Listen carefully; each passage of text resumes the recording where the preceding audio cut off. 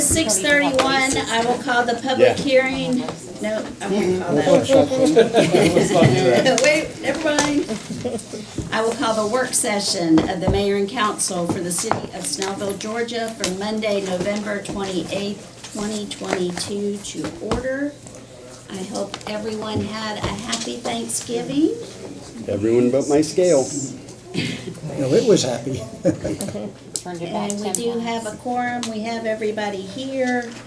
We're gonna go through the regular business meeting items first. We've got quite a few second reads.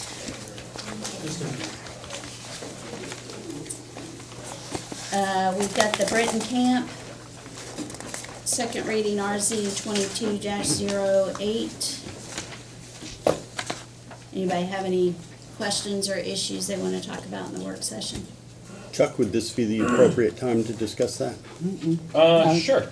I was gonna bring it up on, the city attorney's report, but I can do that now. I did receive, both a, assertion of constitutional rights from Matt Reeves, I don't say, there he is, from Matt, and also a call, and Matt and I also had a call. That is standard procedure, in our world, but, that's something that attorneys have to do if they do want to protect their clients for a possible lawsuit in the future. So that is what that email was that you all received earlier today.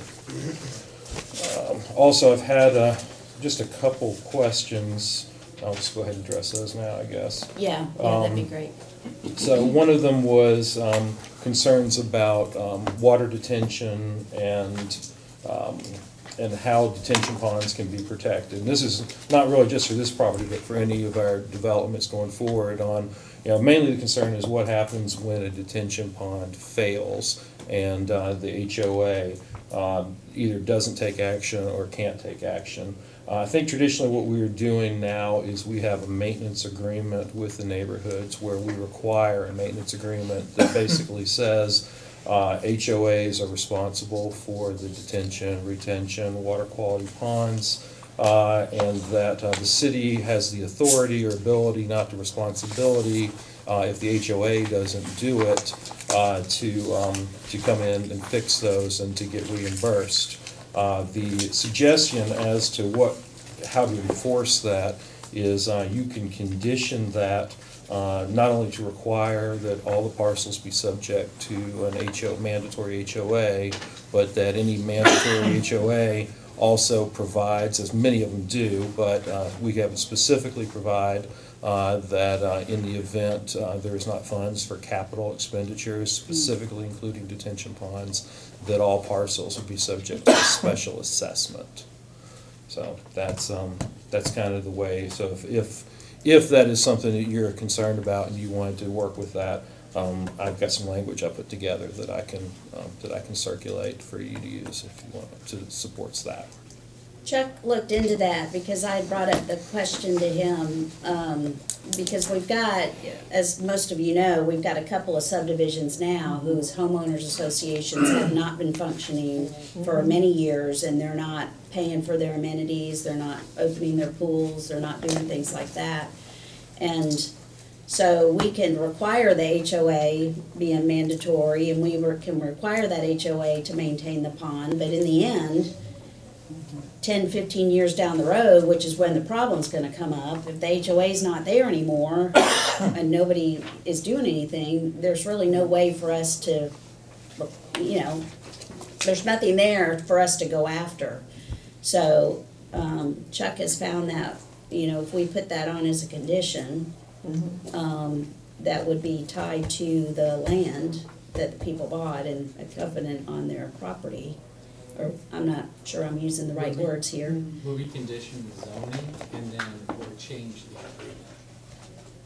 You would just would be a condition in the specific rezoning action. Okay. Yeah, you'd be Could we just conditioned. change the agreement and have them sign on the front end? I like the idea of it being a condition on the document.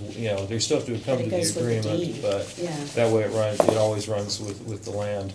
Grayson, like I said, I've had personal experience in Grayson where they do this, and they had a detention pond issue, and they did exactly that. So Could Did we see that language? Yeah, Is it easier through email? I can Okay. email it to everybody, it's probably the easiest thing to do. So when y'all are talking about something else, I'll Okay. email it to everybody. Okay. Catherine? So is there anything else on that one that anybody wants to talk about ahead of time? Well, one of the issues that I brought up to Jason quite a while back and spoke to the applicant today about, his engineer, was the possibility of working on combined stormwater detention, which is part of our stormwater policy in the city, is try to get combined or regional stormwater wherever possible. The elevations that the engineer had with him, I think he's the engineer, sounded as though it could potentially be possible in my mind. And I would like to put an additional condition on there that if they are able to work an agreement with the adjacent property owner, that we would allow them to have lot number 12 where the detention pond is. Now, the only issue with that I see is it would raise the overall density to 4.34, which is, so, It would bring us up, and then you would have to have a different, would you need to choose medium density land use and medium density. yeah, So that's not anything that. so there's no way we could do that just simply by a, I thought before you could use variances for density, but I learned after one case from Tony that you can't, it's considered a use provision, and you can't vary from a use provision. okay. That was my understanding of it in the past.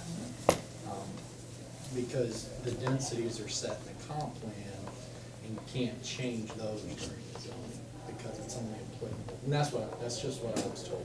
I don't know, any time outside that, I don't know that. Okay, but the RS5 or R5, whatever it is, RS5, top limit is 4? Yes. Okay, And it's under low density residential, which is governed by the comprehensive plan, Right. which is 0 to 4. right. I was That's just the trying to number look we can't- for a way to give a financial incentive to actually, Larger lots would be bigger lots for everybody, that's a selling point. yeah, but I know what you mean, I get it. as a developer, there's no motivation. Okay, thanks. Just wanted to bring it up, see if it was doable or feasible. Okay, so then we have item B, the UDO 22-02. That's on the signs, all the little changes in the signs. Did anybody have any questions or concerns on those?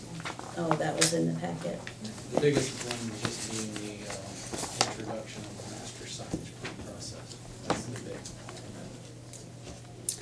And then, lo and behold, we have the master the master signage plan, I was gonna say project, is the second reading, that's MSP 22-01. So that's the master signage plan for all the Grove signage. I think that's been floating around for a while. Yeah. Developer doesn't have any issues with that? What's that? Developer doesn't have any issues with that? No. Developed jointly. I figure it's been beat to death. Oh, yeah, Yeah. well, for a while. And then we have item D, the SUP 22-05. This is the Dairy Queen. Yeah, just really, this special use permit is for the drive-through. That's what we're really considering. The development is allowed under the current zoning. They do need one variance, so we'll discuss that a little bit, but, Well, everything- they're really getting 2 variances Um, for the side parking. oh yeah, the parking and to push the XL up, because Wendy's is kind of what you get if you hold exactly to the code, and they have enough room to spread their parking out, so, the access drive. So 2 variances and approval of the drive-through. But we understand they did submit, that second round of renderings that was on the website that shows compliance with all the other codes, so they're good besides those 3 things.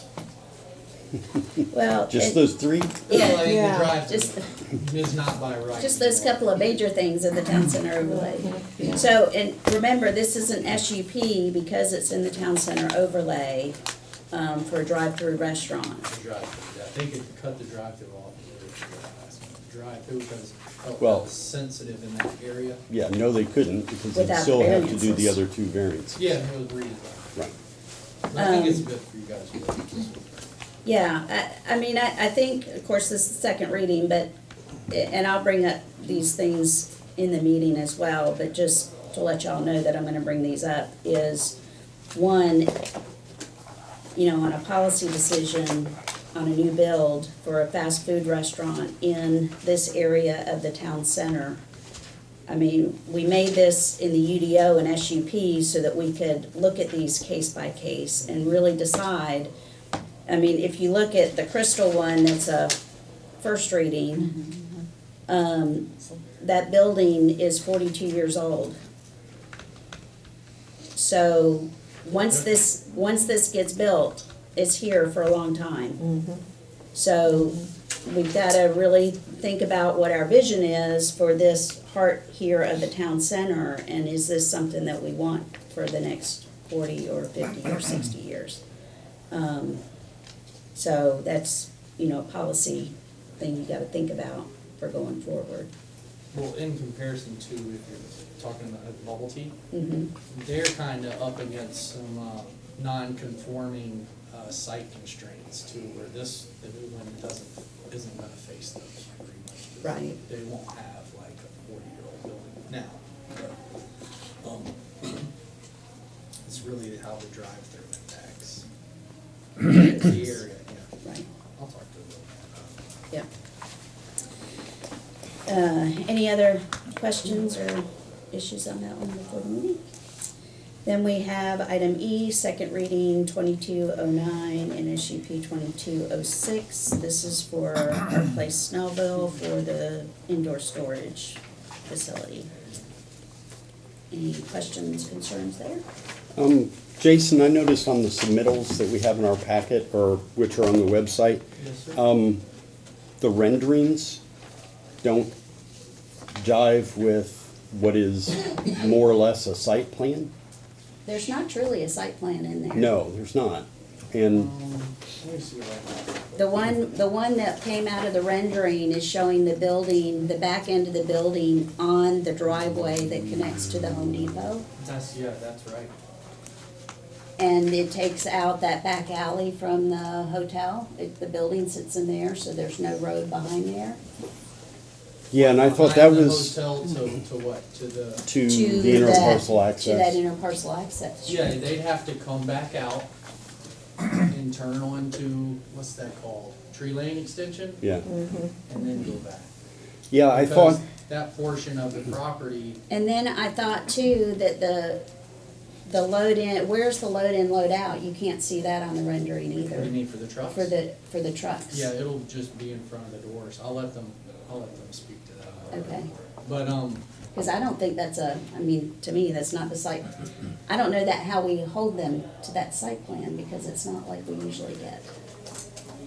I think we're okay given what we have. I'm gonna let Chuck opine on that, but,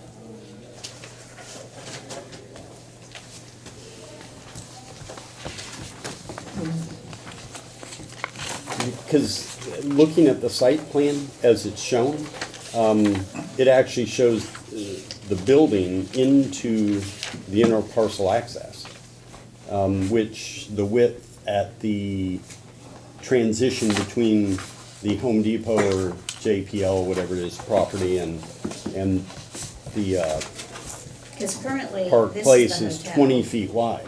And currently, this is a road that comes from the hotel down to the interparcel they're access. gonna eliminate that. I So thought that how was, does the building sit here in the road? It'll sit on the edge of their property line. So it's gonna be building in a curb and a road, or no curb? It's gonna be No, it'll building have in a the road? curb, yeah, there just won't be a sidewalk there to the Home Depot parking. yeah, but in the renderings, it actually shows nose in parking there. Yeah, I think we need a The new site plan. renderings? consistent. Well, the renderings that were on, That are in the packet plan. as of yesterday Show evening. them here. So here is what it's gonna look like up that drive, and here is Home Depot parking lot, right? So that drive will be gone out the back, but it never really had access to the hotel anyways, cause it sits on that big hill. So Right. you're gonna Yeah. access it from the front out and then back up. So then the loading and unloading's in not the- gonna be in the back? No, it'll be in front of the doors, wherever it'll be, and it's It's not not gonna. shown here. Oh, that's not what I was talking about before. Okay. So the We can load address that in a in would meeting. be in here, I the- think, but you just think you're talking about a moving truck too, like a Well- one time. The deliveries and then out. Yeah, front. right. Okay, well, that's something we can address in the meeting then. And then the wall that goes around it for the security. Yeah. Okay. And Jason, I could be totally wrong, but my memory is that that roadway that connects with the inner parcel was put in place as fire access in the original zoning of, that it involved the hotel. Hotel. May or may not be the case, but you're the Well, keeper. that rear drive never connected to the hotel once they put in the grass and stuff. I mean, right? There's No, no, it's a drive now. If you can look on Google and see it. if it's for fire safety, then the fire marshal would have to approve it being. Right, Now,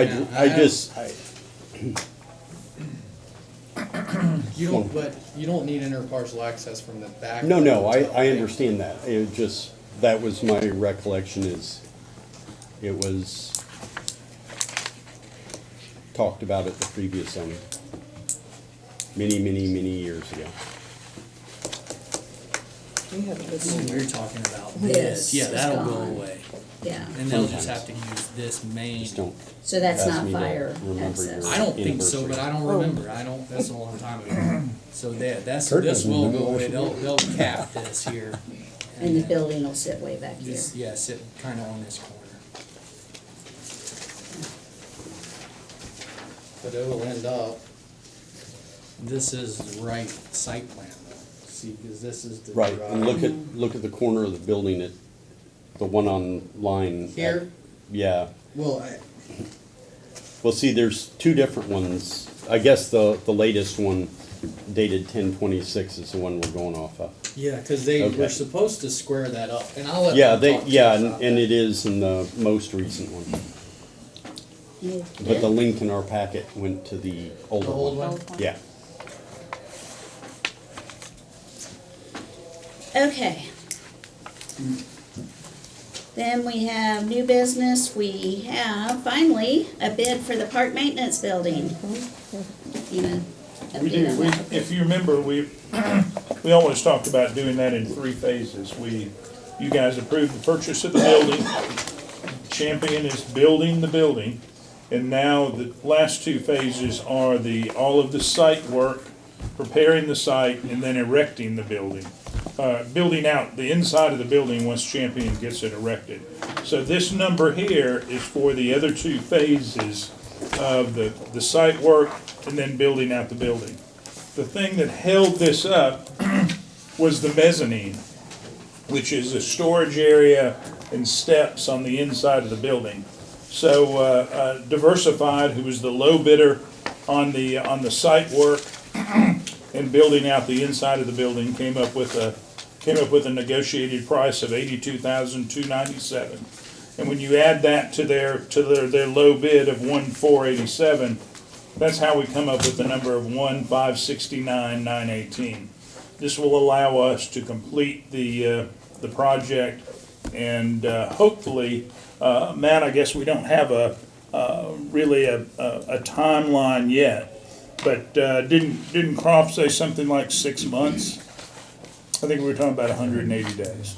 So it's, And but when all the negotiating is done, and this is the final price that we're recommending. And when would be the approximate start date? So we're looking like June? I mean, once we get the go-ahead, I mean, we should be able to start before the end of the year. Okay.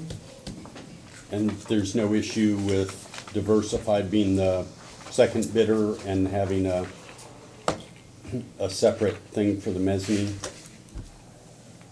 What's that, Tom? Well, I'm just concerned because Everlast was shown as the low bidder, and we negotiated the mezzanine with the second place. I just want to make sure that all of our Oh, yeah, i's are dotted and t's are crossed in the city attorney's school. absolutely. That's why it's taken Okay. weeks to get to this.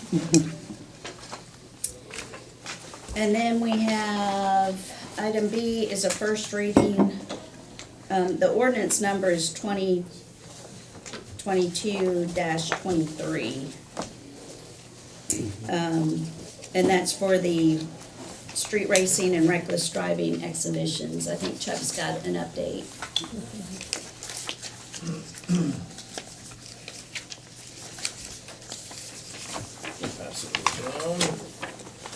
And this is just a first read on for tonight, so this, what I've provided you with is different than what is in the packet.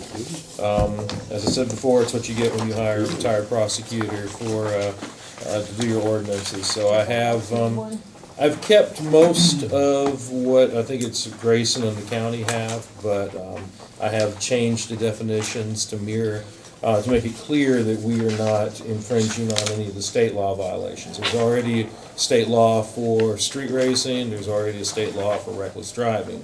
What we're preventing are the exhibitions, so that's the organizing and having the parties where they stage the street racing, or where they go into the parking lots in private property and do the drifting, and where people are getting hit by the cars. So that is what we're enforcing on this. So take a look at those, let me know if you have any concerns. Todd, I put all of your proposed changes that you listed in there.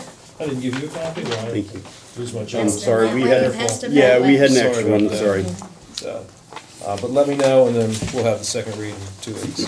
I just want to know where you got this nifty little Yeah, I no noticed staple that. thing on there. I was, I know, reducing their Mesmerized. carbon I'm, footprint. yeah, I'm going green on y'all, so, yeah, Okay, front and back too.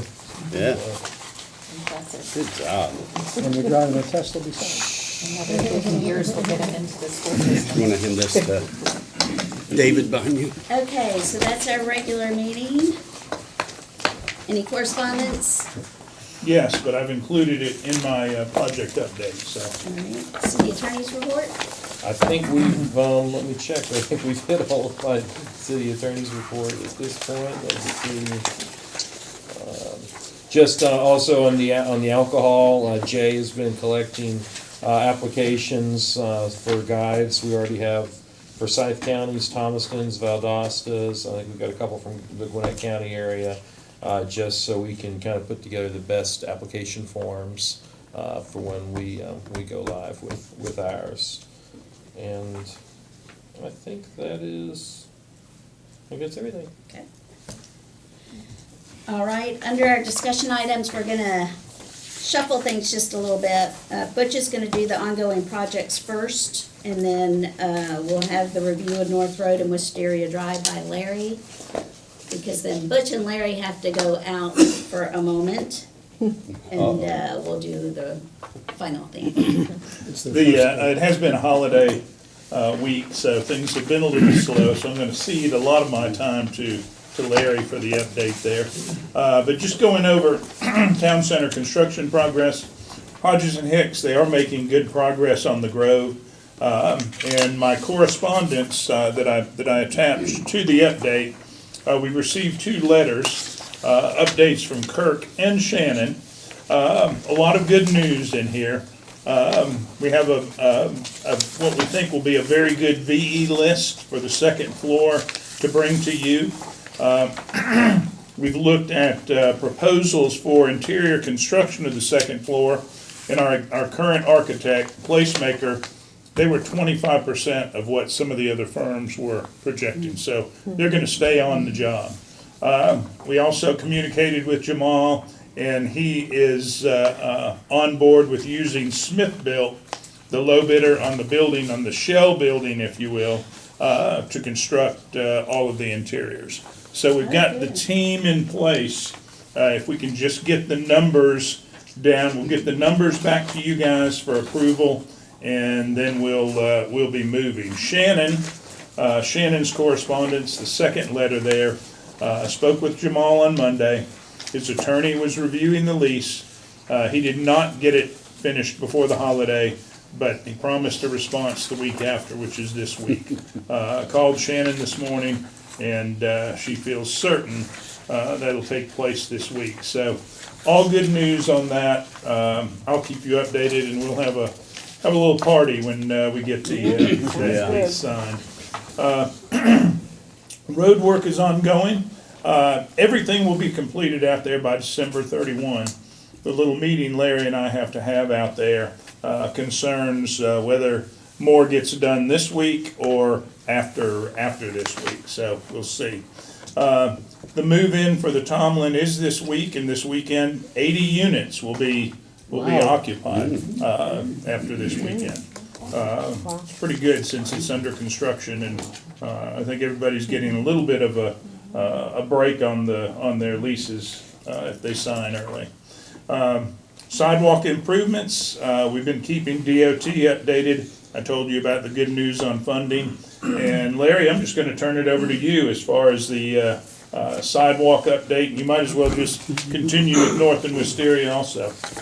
Very good. Good evening, everybody. Good evening, Larry. Council. Apologize for the mask. I ended up with a cold. I think I got from my grandson over the weekend, so I didn't want to pass my germs on everybody here today, so my voice is going to be a little bit muffled. We'll start with the plan approval status and the right-of-way status for Pinehurst and Skyland Drive sidewalks. First with Pinehurst, I have laid out all the specifics of the project. I'll just go over them real quick. Pinehurst sidewalk project is about 5,450 feet in length. We'll have 5-foot sidewalks, 18-inch grass beauty strip. There's some storm line installation work. There are a total of 30 parcels within the sidewalk project. 17 of those parcels require no easements. There's sufficient right-of-way out there where you can do all the construction work within the existing right-of-way. So whoever planned for the right-of-way on Pinehurst Road, whatever that was, 60, 70, 80 years ago, actually, thank you, whoever that was. 13 of those parcels will require some sort of temporary construction easements, which is work outside the right-of-way, and driveway easements also. There's one parcel, there's a minimal amount of fee simple right-of-way, a very small amount of right-of-way, maybe 50 to 75 square foot total, so it's pretty minor. There's water meter and valve relocations, obviously, along that project. When you do construction work, there's valves and meters have to be moved. No pole relocations. So what we're doing is we are weaving the sidewalks around the poles. If we didn't do that, the project would be not 1-point-something million, it would be 2-something, easily. So it's not gonna look bad. Those poles, for the most part, are within a foot or two behind the curb as it is now, and so it's not gonna look bad at all. That's just gonna give the sidewalk a little bit of character when you weave it around the poles. interest. Numerous mailbox relocations. Something as simple as mailbox relocations or replacements, that's the part that most folks had problems with, right? Some mailboxes are the basic Home Depot version. Some of them are a little bit more aesthetically pleasing. And so we're gonna have to work with every one of those owners to try to put something in place that they like. And if we can't, that's an issue the city council needs to address. Do we compensate them for the mailboxes that are removed, that are fancy, and the ones that have to go back in place will be more basic? That's something we can talk about over the next month or so. We have met with all owners on Pinehurst. I have, one-on-one, at least once, this summer, just to talk to them about the project. Well, I spoke with you out there Okay, one time. I want my same mailbox. I can't imagine it's fancy. No, it's Rubbermaid. Mr. Sanders and I met with 4 property owners regarding the same drainage issues that we all know about, that I've known about ever since I've moved out to Grayson years ago. It's the one with flooding in all those front yards. Can't solve the problem. We can solve most probably about 50% of the problem by keeping the water on the road. Right now, there's no curb and gutter on that section of Pinehurst.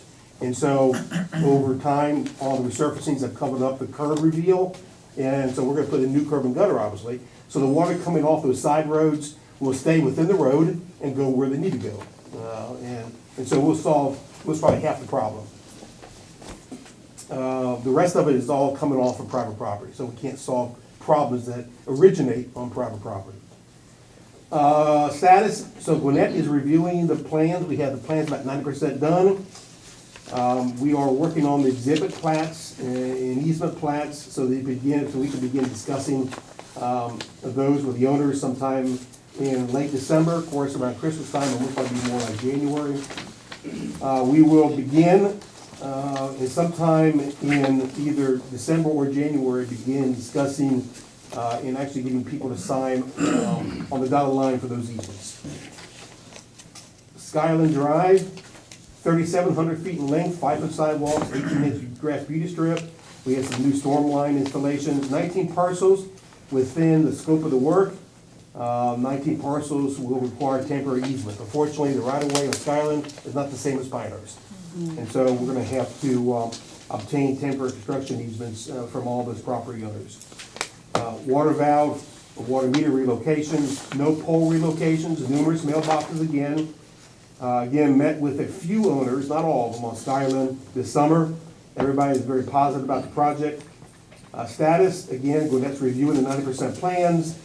We'll be acquiring easements, exhibits, preparing easements and exhibits for all the easements that are out there. We'll begin acquiring those temporary easements and driveway easements sometime either late this year, December, or early part of January. I expect that we will be able to put this out to bid in January. We can put this out to bid without all of the easements being acquired. That's often the case on simple projects like this, because at least from my perspective, the council may do this differently. No driveways, we should not be paying for driveway easements at all, and actually for construction easements, there really should be no payment made for construction easements. They're temporary. We're gonna put those yards back the way they were before. There's one or two parcels where there is a grade change in the front yard, and we might have to make a small amount of offer to those owners. But for most cases, the properties are pretty flat out there. So what you see now will basically be what you see after the fact, and there's really no changes in the front yards for the most part. All right, so on the back, what I've done for both projects, I've listed all the property owner names and whether temporary easements, slope easements, and if driveway construction easements are required, put that yes or no. And then I have a separate column about notes. Those notes are things that are a little bit out of the ordinary, whether it's mailboxes, but more particularly trees. There are 2 parcels on Pinehurst and 1 or 2 in Skyland where the owners have a significant number of trees along their property frontage. Actually, all 4 cases, all those trees are within right of way, every single one of them. So the question that we need to, let's probably have some discussion over is, do we come back in and try to plant some amount of trees back on right of way or on private property right across the property, or right across the right of way line, as a good gesture? Or, and I've seen it done both way in governments, or we say, you know what, all these trees are within right of way, they have to disappear, sorry, can't compensate you for them, we can take either approach. That's a discussion item as well, but that has to occur sometime in January, Ms. Mayor, because we're gonna be out there talking to folks in January. Okay. And I think on Skyland, they want the trees to go. Yes, on Skyland they do, yes. Actually, there's 2 parcels, but it's one, and then the one right across the street too. So the 2 on Skyland that the trees are gonna come down, the people want the trees down? Yeah, they were old Okay. cedar trees and they don't want them there. Okay. So it's Of not course, an that, issue there. okay, tell us that now, right? Yeah. Wisteria North.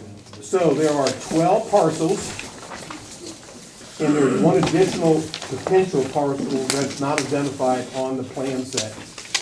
And that's something we can talk about later in more detail. Just suffice it to say, there's 12 official parcels and one that we can talk about later.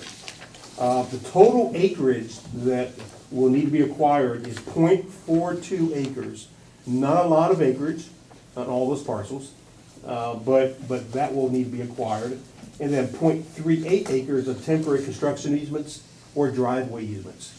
And again, my approach would be to take the same approach as we would on the sidewalks and say, we are going to be off of right of way, grading, reestablishing your side, reestablishing all those things, and I would say that those are not compensatory. But that could be any decision that council can make. Again, driveway easements, particularly driveway easements, are never compensatory. At least I'm not on GDOT projects, and this, even though it's not a GDOT project, I would say that's a hard line that council needs to take. So, details of the project. So we have a 550 left turn lane on North Roads in the southbound approach. That went from originally 250 linear feet, or 300 feet, and city manager and I talked about that 6, 7, 8 months ago, and we all have been out there on North, going southbound, and we all know what the impacts are, so we said, let's try to double that. Of course, by doubling it, we have 2 or 3 more parcels we have to deal with, but we have pretty much open land to put that extra turn lane in there, so why not do it now? Yeah. Right. Of course, we all have seen it go all the way back to Dogwood too, Yeah. so we can't carry a left turn lane that far back. We have a 250 foot of right turn lane on Wisteria going westbound, which we know about. We have a 75 foot left turn lane on Wisteria westbound, taking a left on the north. 75 feet, not a lot, but it's gonna have to suffice, because there's no way you can extend that any more than that because of what's going on both sides of the road. And, so there's no changes on Wisteria eastbound, and on North Road going northbound, we have about 100 foot left turn lane. So if you come out of the parking garage, and you take a right onto North, if you want to take a left on Wisteria, that left turn lane will be about 100 feet in length. Because north will be a two-way street. North will be 2 lanes, correct. Right. We also have some storm line that will have to be installed. Oh, retaining wall, I spelled retaining wrong. On the retaining wall, there'll be pretty good height wall, 5 to 6 feet in height on that northeast corner, which is where the dental center is on the corner. Also watering valve relocations. So Gwinnett County is reviewing the right-of-way plans now. They have asked the city, and this must be a new policy, I'm not aware of it at all, this is the first time I've heard of it. They asked that the city acquire an additional 8 feet of right-of-way behind the new curb for purposes of a utility corridor. So what they're planning is to use that 8 foot for various utilities at some point in the future, underground utilities, some point in the future. Now, what's typical is on a project like this, you have utility relocations. If you have a tight right-of-way, which we have on North in some places, you typically buy 2, 3, 4 foot of right-of-way behind the curb, behind the sidewalk, to put in utilities as necessary. Relocated water lines, sewer lines, whatever it may be, underground power, cable, whatever. But 8 feet seem to be excessive, and so the position the city has taken is, thank you, but no thank you. Because if they were buying it, then that's a different story, but they're asking the city to buy it. Is that on the complete All- scope? Complete scope. 'Cause Obviously, it's- some areas you can't do it. Yeah. Some areas you can. They're asking for it on North Road particularly. Well, on all 4 corners, but North Road is the only one that's even possible. Expect to have the final construction plans and right-of-way plans approved by Gwinnett by the end of the year. They're moving very quickly, they're doing a good job, very expeditiously reviewing the plans for us, which is really good news. They're on top of it. And I expect to have acquisition commencing in January 2023. And again, I think we talked about this all along for the past year or so. Anticipate putting this out to bid sometime in April of next year. Put us in good position to go back to State Road and Tollway Authority and try to obtain those construction funds from them last year. That we asked for last year. Maybe this year we'll be lucky. So if we put that to bid in April, then what would construction, So about a Good start. 15-month project. So what we would do is, we would not, so here's what's gonna happen, I would think is gonna happen. We put out the bid, and we give the contractor some date to commence, maybe a June sometime. we would not want to begin work until we heard from CERTA about whether we got the construction grant or not. So, put it out to bid or hold it, don't put it out to bid until we hear. But we would apply for the grant in April, like we did last year. It took, actually, did we apply in April, Butch? Well, maybe it was March. I forgot when we applied for that Was. grant. And we'd wait until we hear from CERTA, and if it's a positive, then we know we have the money, we can go ahead and put it out to bid and move on. But until we hear from them, it might be wise just to hold that and not put it out to bid yet. That's something we can talk about in the spring of next year. Now, that's only about 50% of the project, or 40% of the Yeah, it's about project. 40% of the project. So, we put some ARPA money aside for this project. And the reason we felt like the county was a little out of bounds, we had to put so much into the right turn lane with the retaining wall. Hopefully, we're gonna be working out 124 in Wisteria on a signal there, if we get good news there. And Larry, we're also, we've got some improvements on Oak and 124. Yes, correct. That we're looking forward to. So, Right. it's, we cooperate with the county in almost every instance. This was just one that we felt like we had put our resources elsewhere. So the back of the memo, you'll see the same table, 12 parcels. And actually 13, the first one is, maybe we can talk about that sometime early part of next year.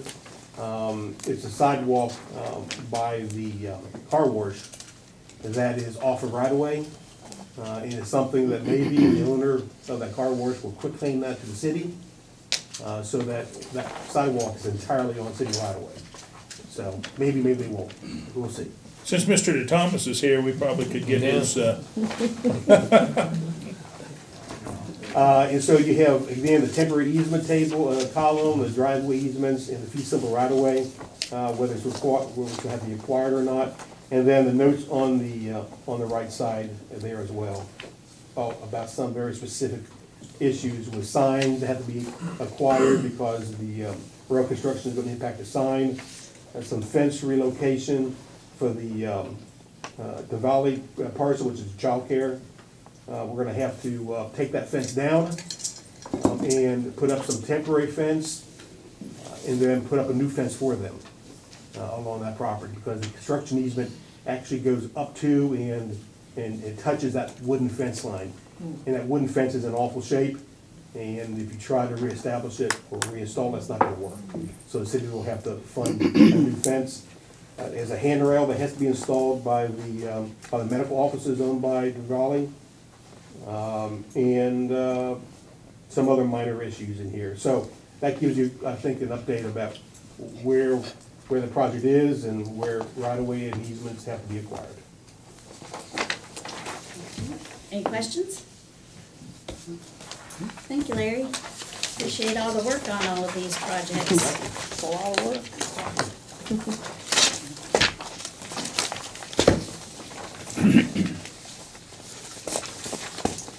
All right, and then we have, what are you gonna go now? You're gonna- basically the rest of the update. The next item on the work session is concerning the recycling discussion, sanitation discussion. You guys can go through that. Zoning category review, I appreciate your consideration for the town center signage items tonight. Other planning zoning issues will be addressed as they arise. Package sales referendum, work is ongoing on the final ordinance, which will include an application. A lot of interest out there. Economic development activities, Larry's also helping us at Cobblestone. The rehab work over there is 95% complete. All we have is painting left. It looks really good, and much more professional building there. Buildings. Briscoe Park progress, maintenance building on the agenda tonight. You got the update from Larry on North and Wisteria, so we'll have a little more thorough update in a couple weeks. County fired their CDBG program operator. Is that what I'm saying? On the lake wall. The CDBG program, the firm that the county had managing CDBG, they let them go. Okay. And so it's a little uncertain over there who we need to deal with. But we feel like we can, the issues that we had with qualified subs, we feel like we can get past that and provide all the information that they need. We just need to find out who we're dealing with. So, Can we move ahead funding out of Step our one. SPOS fund and reimburse from CBDBD when it comes in? you know, the bid on the lake wall came in under what we're getting from CDBG. Okay. And so there shouldn't be any need for SPOS money there at all. No, I just mean to move the Expedite. project forward until things settle out at the county, because we We can don't. do that, Yeah. always reimburse. Yeah, okay. But we wanna make sure We gotta make sure they get all that, their that subs we qualified. get the grant money. Right. If we don't do it right, you know, we don't get the reimbursement, so, we just need some direction there from county folks. It's the same firm I fired in Henry County a few years ago. Oh, well, you don't have a very good reputation. Apparently not. So actually, we may move ahead even better now. Okay. Any questions for Butch? All right, then we have the recycling. The task force had come to our last work session to kind of run through with everybody what their recommendations were, which of course are just recommendations. So with, giving everybody time to think about it, we just need to figure out what we want to do to move forward. Follow the recommendations would be my Yeah, take we on gotta it. we can't do nothing. Yeah, And the only problem I have is if there's not enough people who wanna pay $12.50 a month. You can't do it if 5 people sign up for it. So I think we need to get a feel for it and then make a decision based on the numbers, to make sure the numbers work. Otherwise, we just can't. Well, How that, would we get a feel, do you think? The numbers will work because you don't have the truck running, our costs aren't gonna go up anymore. Right. With that. If not enough people sign up, I mean, that's fine from the city perspective, because our costs aren't gonna go up anymore. No, but will the hauler do it? Or we wind up having to go back to the people and say, not enough people signed up, so we're done. Yeah, from the hauling standpoint, we come out far better. We've already performed that in. So if you go to subscription recycling, then we eliminate a lot of that nonsense of riding roads that people aren't, and we eliminate contamination. We've done Grayson now 2 full months, and the products have been fantastic of the people who paid to have it picked up curbside. And you got people who are still coming to see Craig at your recycling center from Grayson. So for us, we want to have a CPI. We can lock the price in and move on. So I really liked, one of the, members, Tammy, had, when we were walking out, and she said, really, it's just a convenience fee. It is. You know, we've got the recycling center that's open to everyone to go take their recycling. It's just, you're just paying for the convenience of having it picked up at your curbside. I just have one question, okay? Once the people opt in, and they say, okay, I wanna do it, and then later on, a couple of months down the road, they're like, well, this is too much, I wanna opt out. Can they do that, or do they have to wait for a whole, They would opt for in the for the year? year. For the year, Yeah, it'll be a year when we okay, did Grayson. because of, okay. So there wouldn't be any Grayson. So proration. then, They were allowed to swap to go to a second can. That's something y'all haven't discussed yet, because you have a blue bag program. right, yeah. So in there, they were allowed to go to the second can, just change cans. That's all we did. A second trash can. Right, yeah, for the same For amount the of same recycling if they- Same price. The fee went to doing the second garbage can. Okay. That's what it did. As far as implementing time-wise, our next Snellville Spirit comes out sometime after the first of the year. We'll do one in Well- January, but then we'll do a fuller one in March. Now, are we gonna May. add these fees to the property tax? If we decide to go to do the property tax route, I mean, the timing would look something like, we could start the program earlier, Rick was fine with doing that. So we could look at, and, you know, if this is what everybody chooses, then we could sit down and work out how this would practically work. But the loose thought was, we would start the program like April 1st, something like that. That gives us several months to be able to send out a letter, maybe follow that up with a postcard, maybe do also some kind of robocall, put things out on Facebook and, you know, through our other social media outlets on the website, so that we could try, you know how this is, unless you knock on everybody's door and you talk to someone specifically, not everybody's gonna hear about this, but do as much as we possibly can to inform people of the change. And then, you know, even potentially in that letter, just do a little mailback form, I opt in, I opt out. That would give us, you know, they'll start the list. And then, so we might start that program in April, but they wouldn't actually pay for it until the property tax went out. So it'd be a couple of months of essentially free service, and then we go from Yeah, there. but from there. we're footing the bill for every household in Snellville right now, Anyway, so exactly.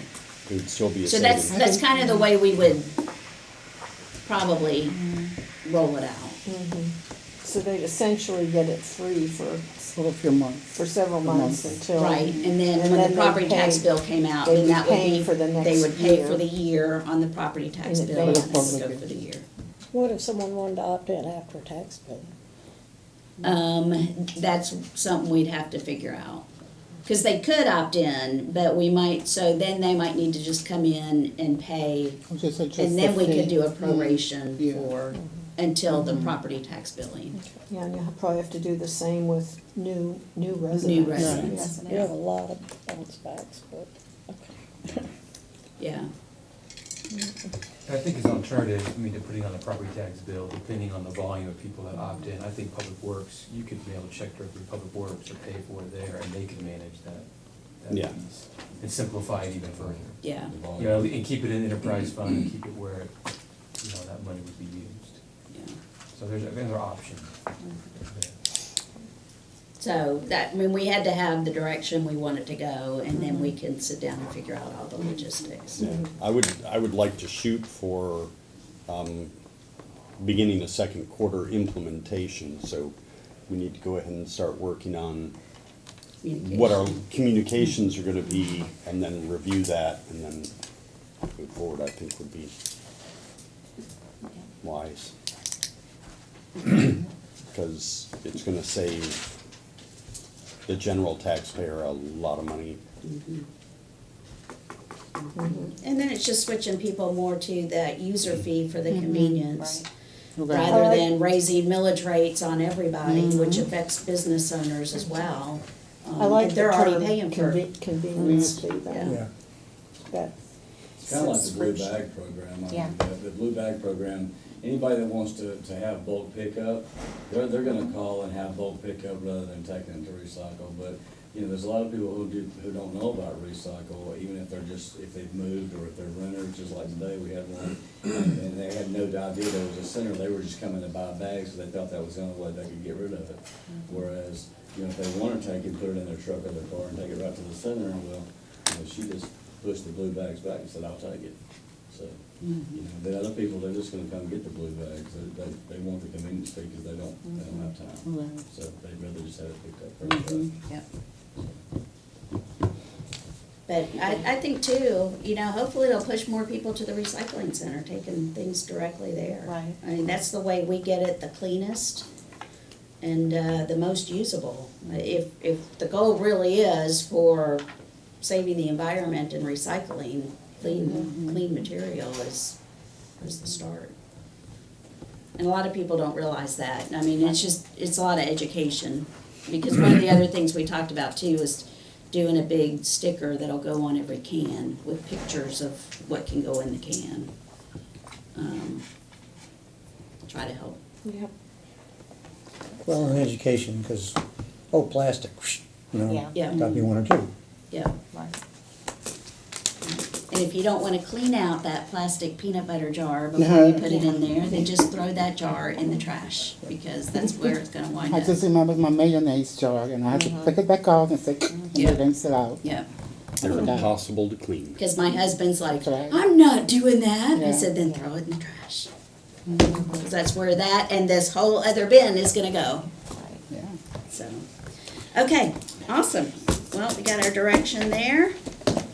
7:26. And then, yes, we are right at the end of our work session, so is there a motion to adjourn? the Motion to work session? adjourn. Motion, is there a second? Second. All in favor? All right, we're done.